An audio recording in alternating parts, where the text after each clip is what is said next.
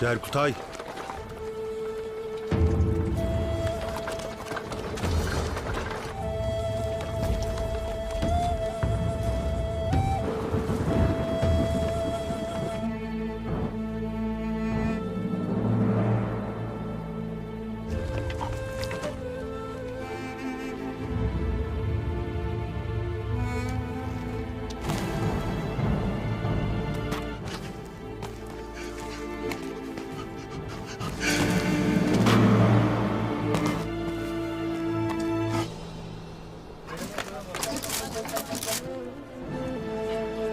Osman Bey'in altı.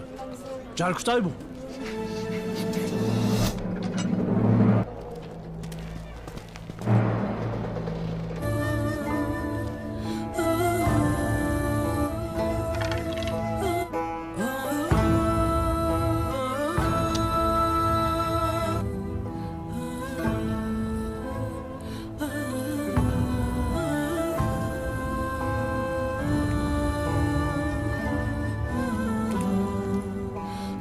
Cerkutay Bey mi?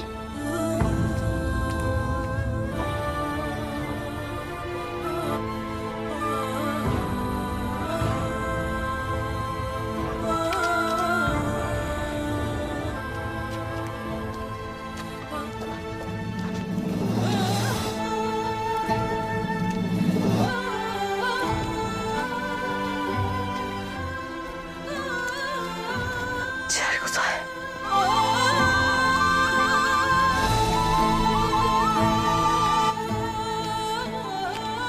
Cerkutay. Cerkutay.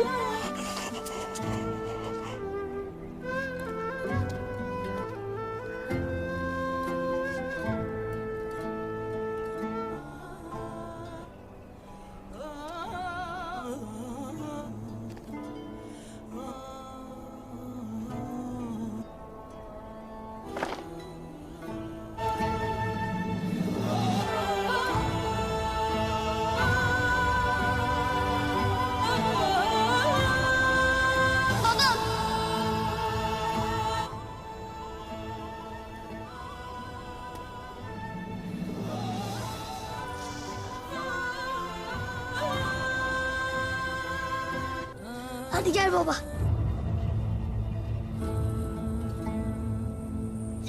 Hadi.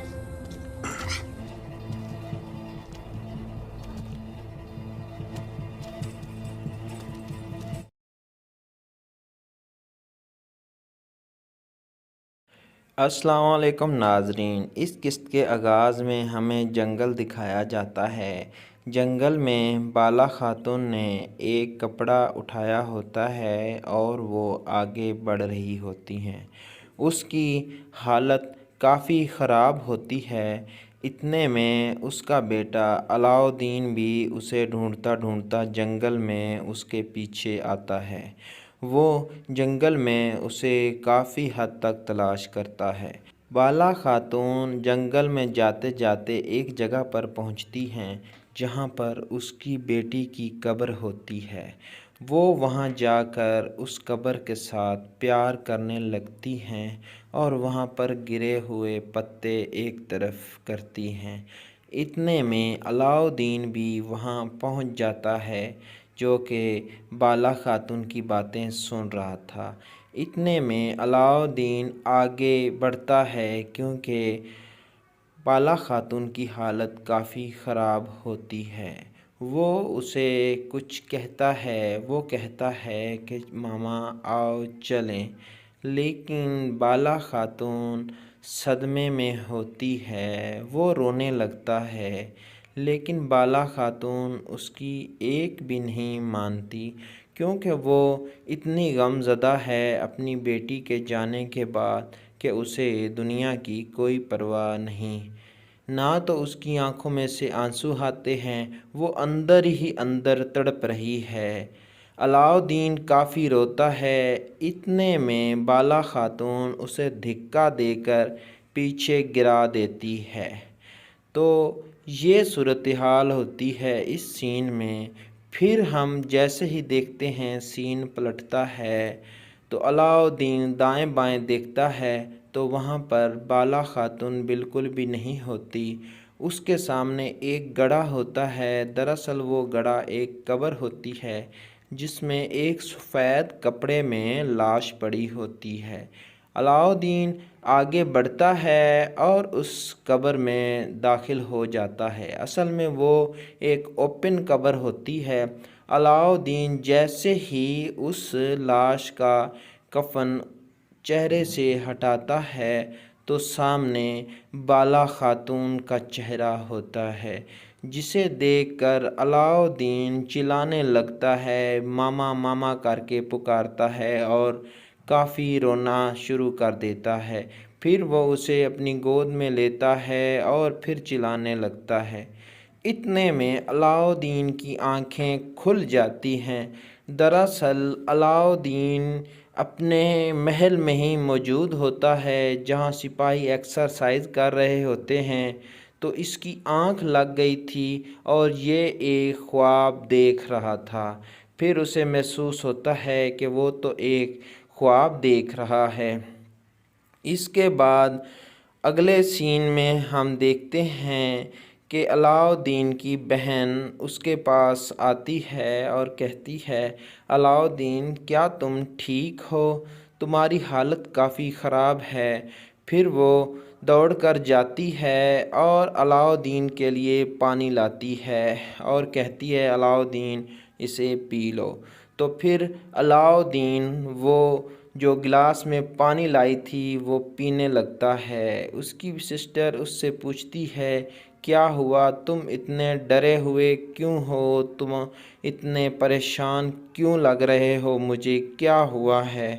علاؤدین پھر اسے کہتا ہے کہ مجھے ایک بہت ہی برا خواب آیا جس میں نے بہت ہی عجیب دیکھا، جس وجہ سے میں ڈر گیا ہوں، کیونکہ ان کو پتہ ہے کہ ان کی ماما کی کیفیت کیا ہے۔ وہ کافی پریشان ہیں۔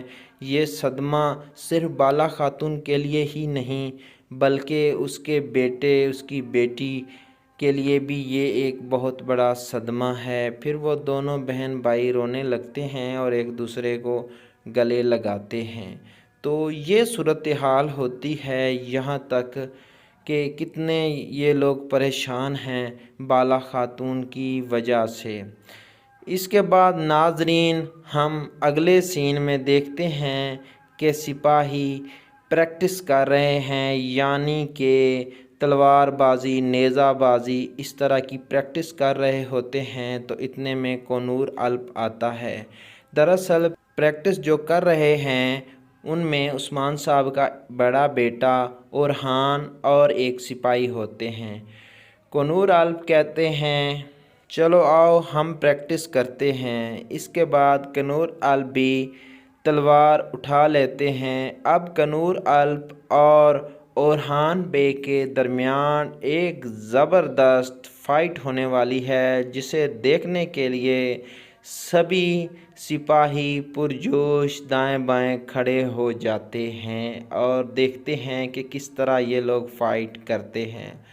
پھر ہم دیکھتے ہیں کہ ان کے درمیان فائٹ شروع ہوتی ہے، جو کہ غالباً بہت ہی زبردست فائٹ ہوتی ہے، جس میں اورحان بے زبردست طریقے سے حملے کرتے ہیں اور کنور الپ ان کا مقابلہ کرتے ہیں اور دیکھنے والے سپاہی نعرے لگاتے ہیں۔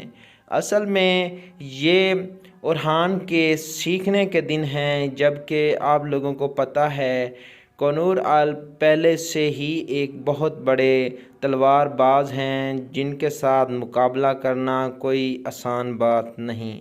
دراصل یہ مقابلہ اتنا ٹف تو نہیں ہوتا، کیونکہ اورحان بے کے لرننگ یعنی کہ سیکھنے کے دن ہیں، جس وجہ سے کنور الپ سے اسے کافی ساری مار پیٹ ملتی ہے، جسے دیکھ کر کچھ سپاہی تو نعرے لگاتے ہیں، جبکہ اس کی بہن اور بھائی بعض اوقات اسے مار کھاتے ہوئے دیکھ کر پریشان ہو جاتے ہیں۔ تو یہ تھی آج کی ایپیسوڈ۔ ملتے ہیں نیکسٹ ایپیسوڈ میں، تب تک کے لیے اللہ حافظ۔ السلام علیکم ناظرین، اس قسط کے آغاز میں ہمیں جنگل دکھایا جاتا ہے۔ جنگل میں بالا خاتون نے ایک کپڑا اٹھایا ہوتا ہے اور وہ آگے بڑھ رہی ہوتی ہیں۔ اس کی حالت کافی خراب ہوتی ہے۔ اتنے میں اس کا بیٹا علاؤدین بھی اسے ڈھونڈتا ڈھونڈتا جنگل میں اس کے پیچھے آتا ہے۔ وہ جنگل میں اسے کافی حد تک تلاش کرتا ہے۔ بالا خاتون جنگل میں جاتے جاتے ایک جگہ پر پہنچتی ہیں جہاں پر اس کی بیٹی کی قبر ہوتی ہے۔ وہ وہاں جا کر اس قبر کے ساتھ پیار کرنے لگتی ہیں اور وہاں پر گرے ہوئے پتے ایک طرف کرتی ہیں۔ اتنے میں علاؤدین بھی وہاں پہنچ جاتا ہے جو کہ بالا خاتون کی باتیں سن رہا تھا۔ اتنے میں علاؤدین آگے بڑھتا ہے کیونکہ بالا خاتون کی حالت کافی خراب ہوتی ہے۔ وہ اسے کچھ کہتا ہے، وہ کہتا ہے کہ ماما آؤ چلیں، لیکن بالا خاتون صدمے میں ہوتی ہے، وہ رونے لگتا ہے، لیکن بالا خاتون اس کی ایک بھی نہیں مانتی کیونکہ وہ اتنی غم زدہ ہے اپنی بیٹی کے جانے کے بعد کہ اسے دنیا کی کوئی پرواہ نہیں۔ نہ تو اس کی آنکھوں میں سے آنسو آتے ہیں، وہ اندر ہی اندر تڑپ رہی ہے۔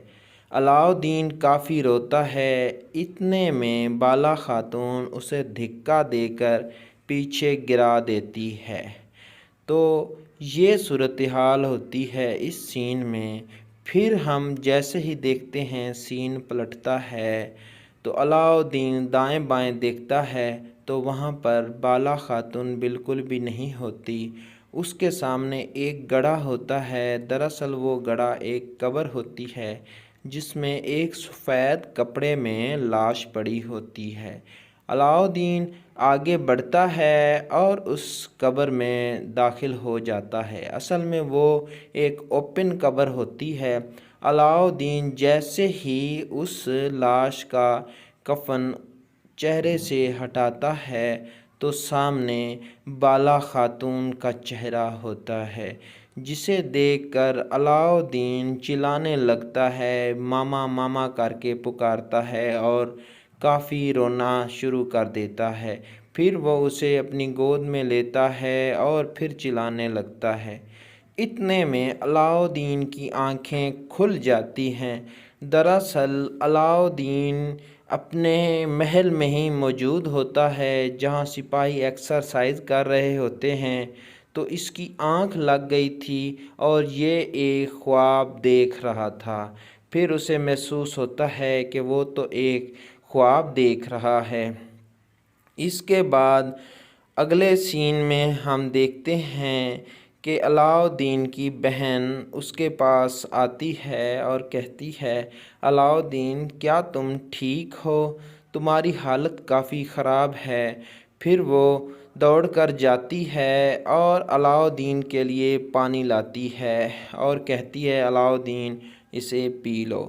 تو پھر علاؤدین وہ جو گلاس میں پانی لائی تھی وہ پینے لگتا ہے۔ اس کی سسٹر اس سے پوچھتی ہے، کیا ہوا؟ تم اتنے ڈرے ہوئے کیوں ہو؟ تم اتنے پریشان کیوں لگ رہے ہو؟ مجھے کیا ہوا ہے؟